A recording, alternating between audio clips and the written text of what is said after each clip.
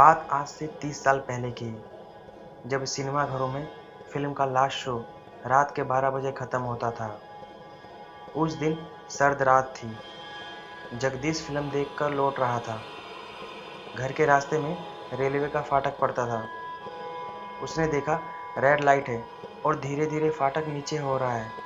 उसने जल्दी से फाटक बंद होने से पहले ही साइकिल फाटक के नीचे से निकाल ली, लेकिन संतुलन नहीं बन पाया और वो साइकिल समेत लड़खड़ाता हुआ रेल की पटरी पर आ गिरा। वह जल्दी से उठा और साइकिल उठाने के लिए जैसे ही झुका तो उसे लगा उसके कंधे पर कोई आकर बैठ गया है। उसका कंधा भारी हो रहा था। उसने कंधा झटकते हुए कहा, कौन है? मेरे कंधे से नीचे उतरो। उसने कंधे की ओर देखा, लेकिन वहां उसे कोई दिखाई नहीं दिया। वह डर गया। उसने साइकिल उठाई और तेजी से पटरी पार करने लगा, लेकिन साइकिल आगे की ओर नहीं बढ़ रही थी। उसकी साइकिल को कोई पीछे की ओर खींच रहा था। जगदीश बहुत डर गया। उसने साइकिल वहीं छोड़ी और घर की ओर भागा, लेकिन अपने कंधे पर किसी को बैठा महसूस कर रहा था, इसलिए ज्यादा तेजी से नहीं भाग पा रहा था। कोई उससे आवाज दे रहा था, रुको, अपनी साइकिल तो लेते जाओ। रेलवे लाइन क्रॉस करके जब वह रुका और पीछे मुड़कर देखा तो उसने देखा एक लड़की उसकी साइकिल लेकर आ रही थी। उस लड़की ने जगदीश से कहा, आप पटरी पर साइकिल छोड़े मेरे भाई को कंधे पर बिठाकर कहाँ लेकर भाग रहे हो? जगदीश ने डरते हुए अपने कंधे की ओर देखा तो उसके होश उड़ गए। उसने देखा कोई 4-5 साल का बच्चा उसके कंधे पर बैठा हुआ था। वह बच्चे को देखकर डर से चीख पड़ा। जगदीश के मुंह से कोई शब्द ही नहीं निकल पा रहा था। वह थर-थर कांप रहा था। लड़की ने जगदीश को साइकिल पकड़ाते हुए कहा, मेरे भाई को अपने कंधे से नीचे उतारो। लेकिन जगदीश कुछ बोल नहीं पा रहा था। वो एक स्थान पर खड़ा रहा। लड़की ने इस बार अपने भाई से कहा, चिंटू बेटा, ऐसे किसी अजनबी कंधे पर नहीं बैठते। नीचे उतरो, अंकल के कंधे से नीचे उतरो। उस लड़की ने भाई को उतारना चाहा, पर उस बच्चे ने जगदीश के सिर को कसकर पकड़ते हुए कहा, दीदी तुम यहाँ से जाओ, मैं अंकल के साथ ही जाऊंगा। लड़की ने गुस्सा दिखाते हुए लड़के की तरफ हाथ बढ़ाया और उसे कंधे से नीचे उतारने लगी। वो लड़का रोता हुआ बोला, मुझे वहां नहीं जाना।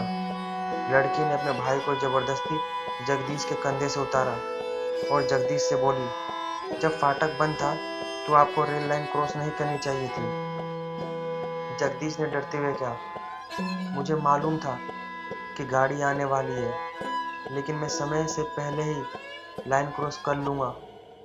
यही सोचकर मैं लाइन क्रॉस करने लगा।